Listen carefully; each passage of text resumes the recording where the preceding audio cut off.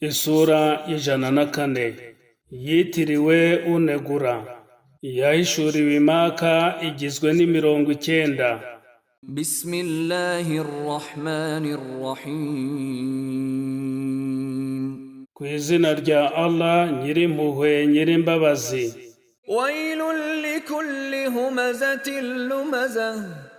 Ibihano bikomeye bizaba kuri buri wese unegura abandi, usebanya. Alladhi jama'a malan wa'addadah. Urundanya imitungo agahora yibara. Yahsabu anna malahu akhladah. Yibwira ko umutungo uzatuma abaho ubuziraherezo.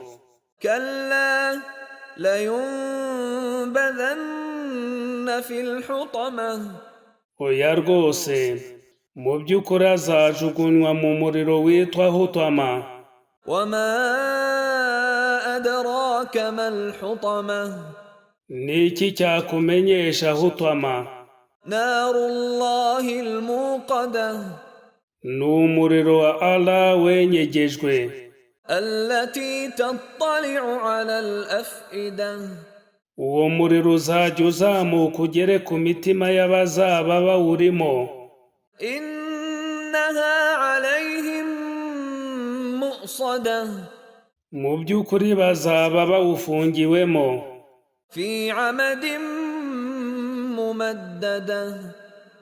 Baziritse ku nkingi ndende kugira ngo batawusohokamo.